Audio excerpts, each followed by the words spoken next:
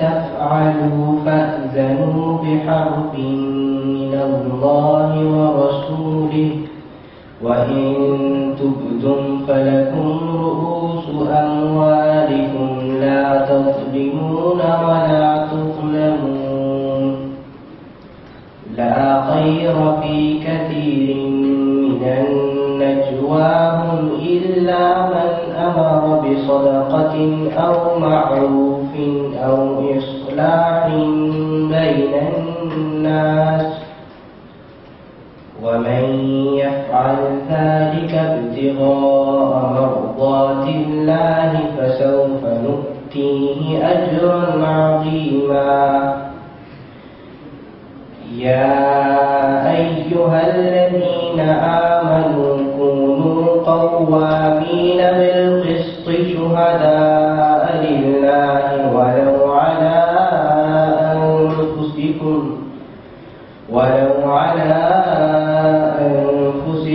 أو الوالدين والأقربين إن يكن غنيا أو فقيرا فالله أولى بهما فلا تتبعوا الهوى أن تعدلوا وإن تلووا أو تعرضوا فإن الله كان بما تعملون خبيرا يا أيها الذين آمنوا كونوا قوامين لله شهداء بالقسط ولا يجرمنكم شنآن قوم على ألا تعدلوا اعدلوا هو أقرب للتقوى واتقوا الله إن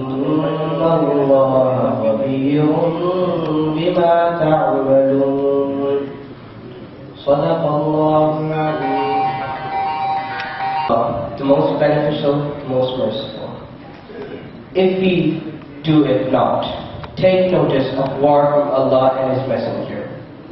But if ye repent, ye shall have your capital sums. Deal not unjustly, and ye shall not be dealt with unjustly. In most of their secret talks, there is no good. But if one exhorts to a deed of charity or justice, or consolation between men, secretly is permissible. To him who does this, seeking the good pleasure of Allah, we shall soon give a reward of the highest value. O ye who believe, stand out firmly for justice, as witnesses to Allah, even as against yourselves, or your parents, or even your kin, or whatever it be against, rich or poor. Allah can be best protector for both. Follow not the lusts of your hearts, lest ye swerve, and if ye distort justice or decline to do justice, verily Allah is well acquainted with all ye do. O ye who believe, stand up firmly for Allah as witnesses to fair dealings, and let not the hatred of others do you make you swerve to wrong or depart from justice. Be just. This is next to piety, and fear Allah, for Allah is well acquainted with all you do. Video. It's an 8-minute video on Aafia. It's on our struggle. On our struggle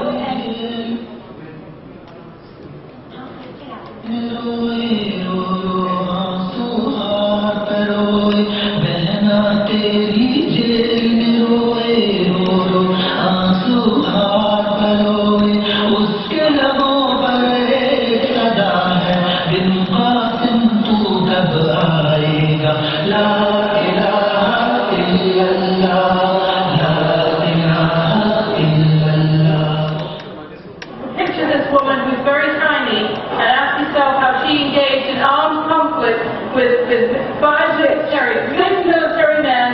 You know, how did that happen? And how did she get shot? I think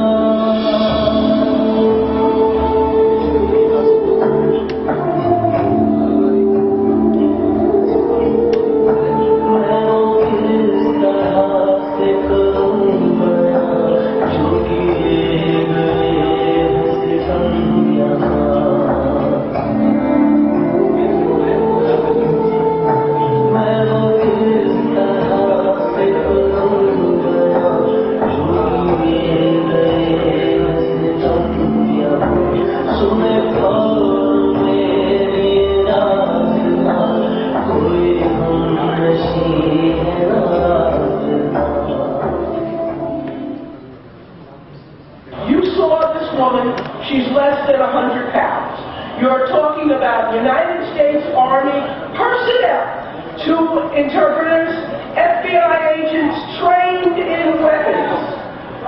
Right? FBI trained in... Guests up onto the stage.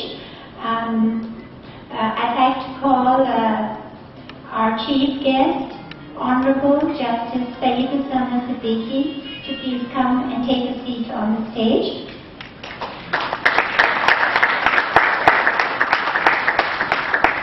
I'd like to welcome our guest of honor, Honorable Mr. Ramsey Clark, to please come up on the stage. And I would like to also invite Ms. Laura Castro to come up on the stage, please.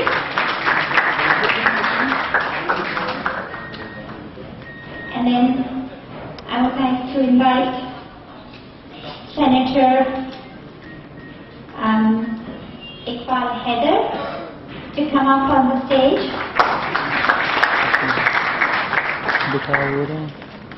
Justice Rashid A. Rizvi, please come up. Justice Anwar Mansoor Khan. Last but not least, the women. Ms. Shamim Kazmi and Ms. Anil Harun.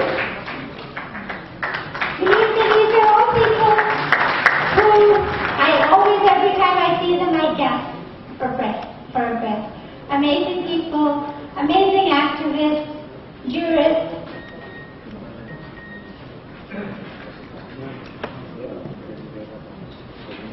Once again, welcome all of you to our humble little seminar, and we're really grateful. We at the Aafia movement are very grateful for you to have graced this occasion with your honorable presence. As we go on, I think we'll start off with our first speaker. The person I'm going to call is a very dear human rights activist whose slogan is Voice Against Injustice. He is the president of PASBAN, Pakistan, and has always been present for the Aafia movement since he heard of Aafia's plight about 2 to 3 years ago. Since then, he has always been by our side. Mr. Altaf Shakoor. He was highlights some of the struggles and success of our movement since he joined the campaign. I usually call him Altaf Bhai, which sometimes becomes confusing in Karachi, but I'm going to invite Altaf Bhai to the stage.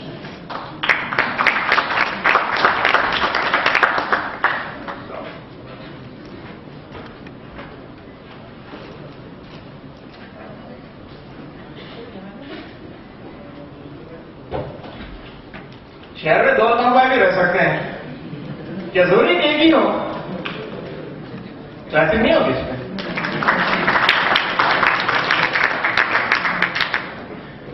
अभी तो आगाज भी नहीं किया है, पर्ची आ गई 5 minute. ये होता है, ऐसा भी होता है। Any how, honourable mister Ramsey Clark, thank you for coming, joining us. Miss Laura Castro, distinguished guests, speakers, Assalamu alaikum.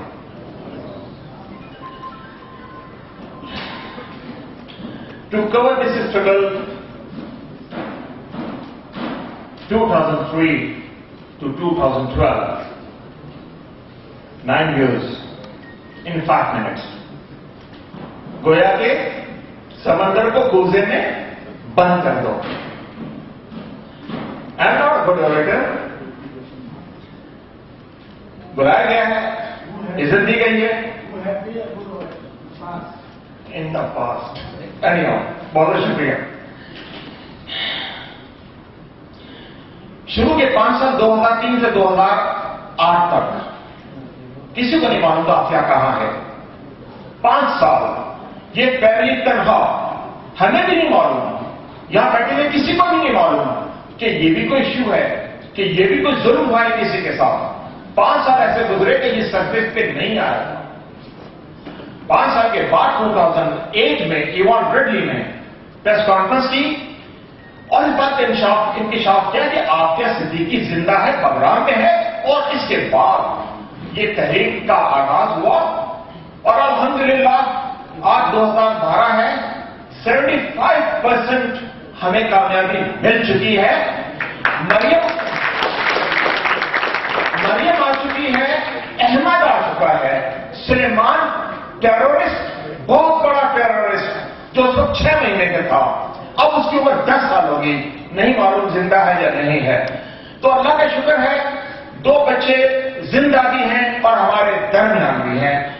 75% ऐसे सक्सेस कहूंगा और इंशाअल्लाह नजर भी आ रहा है, हालात भी बता रहे हैं। रमजी क्लास साहब भी तशरीफ लाए हैं और बहुत कुछ दीवारों पर लिखा हुआ है कि आफिया आएगी और इंशाअल्लाह जरूर आएगी।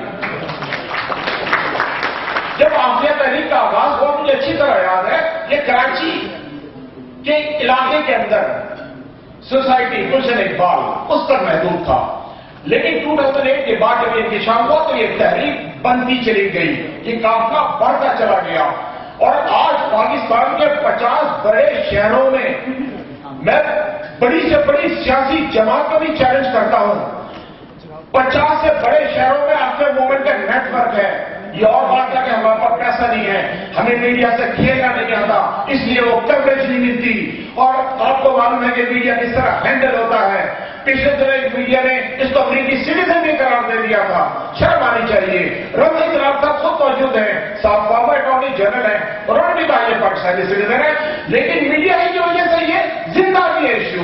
मीडिया के तरह से लोग मौजूद हैं कि जो जमीन के मुताबिक खबरों को मंजर-ए-आम में लाते हैं और मीडिया के ही तो फैक्ट अल्हम्दुलिल्लाह और आपका ये सपोर्ट है कि ये तहरीक जिंदा है। 50 से ज्यादा शहरों में सिर्फ पाकिस्तान में, इसके बाद बाहर 22 मुल्कों में ये तहरीक अपने पंजे गाड़ चुकी है। मुझे ट्रैवलिंग का काफी मौका मिला डॉक्टर फौजिया के साथ, हम साउथ अफ्रीका गए, यूके गए और बहुत सारे ममालिक गए। आप यकीन करें ये तहरीक जिस तरह आपको यहां नजर आती है, मैंने इससे ज्यादा इस तहरीक को इससे ज्यादा जोश और खरोश मैंने साउथ अफ्रीका के अंदर देखा, मैंने जोहान्सबर्ग में देखा, मैंने डर्बन में देखा, मैंने प्रिटोरिया में देखा और मैं जाने कहां देखा।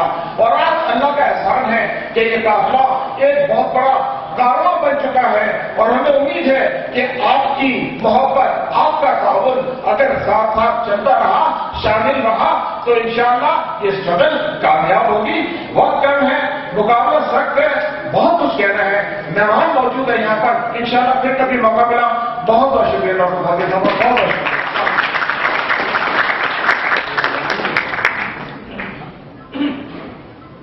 Thank you, Altaf bhai.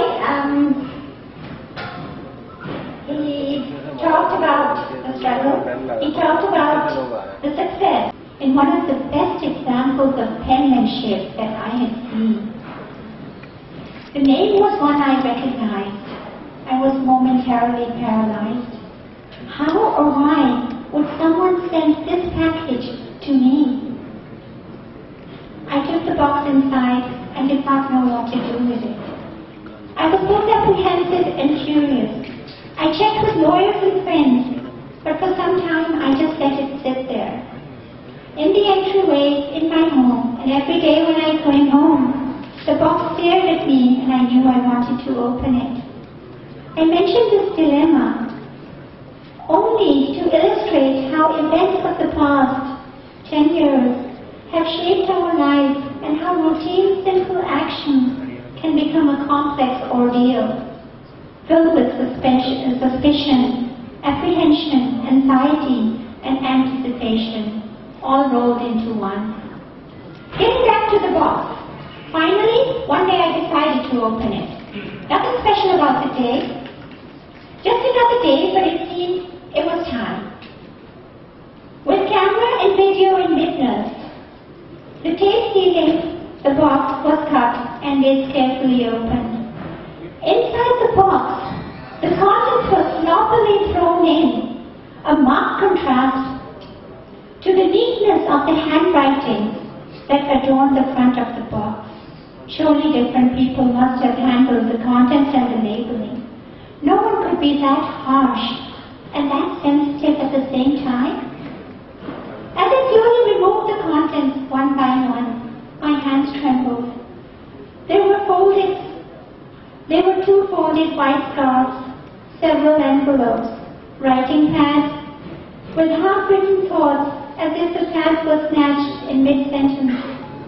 There were letters from people as far afield as Australia and Hawaii, from Pakistan and Arkansas. And there were partially written letters to people who would never get them, even though the stamps were right there, and incomplete poems for which we would not know the ending. There were articles from magazines carefully clipped to highlight what? It would not be known in the middle of this there was a Quran thrown in the pile. It had been meticulously tagged by the reader, who no longer be able to use these references. The rest of the box contained items of food, from tea bags to cookies, sealed fish and snacks, sustenance no longer destined for the person who stored it. I went through the items carefully at first, almost scientifically, as if handling a lost treasure, cataloging what I found. But soon, as the items became personal, the reality of what I had in my hand hit me, and it hit hard. You see, that box had come from Carmel Medical Center in Fort Worth, Texas, and the name on the side was that of my sister, Aafia, prisoner number 902-79054. This box contained all that remained of the worldly possessions and belongings of Aafia's life. This is what she accumulated during her months at the institution known as the House of Horrors. Those were the things that I had sent to her, that through lawyers and through activists, some food stuff that she may eat. It hit me that without warning, one day someone took her away. She had no time to complete tasks, letters, consume a special feast, or send a love letter. All her belongings, both of her scarves and her beloved Quran, they were all left behind. She was strip-searched naked and taken away with nothing but her body. And I was reminded of what it must be like to die. All the things that are left undone. The things we think we will finish the next moment or the next day. The favorite clothes, the favorite book, the favorite meal. In the end, when they take you, it is you alone they take. For a while I could think of nothing else. And then I realized that for Aafia, this was probably just another case of deja vu. Back in March 2003, Aafia had her whole world snatched away when she and her 3 young children were summarily disappeared from the streets of Karachi. How must that have felt? You lose the things you most precious to you, even more precious than your own life. Your children, the youngest only 6 months old. Any mother here can relate to that. For a mother, children are worth everything. We don't know much of what Aafia endured between then and when she suddenly emerged to Ghazni in July of 2008. But there again, she was shot, and everything in her possession taken from her, and for a second time, she lost her son. A son whom she was not even sure was alive anymore, and had been reunited with her only a short time. A son who did not even recognize her as his mother. So you see, Aafia has experienced the feeling of death over and over again. No wonder when she says, "They have killed me." Every time they transfer her, it is akin to dying. Only she is forced to wake up, and the nightmare continues. So I wonder, is God a sadist? That he puts Aafia through the seconds over and over again? When is it enough? Or is this a lesson for others to see? Or is this a test for what we as human beings can do? I used to think Aafia meant the phrase killed me in a metaphorical sense, but now I see it as a much more physical expression.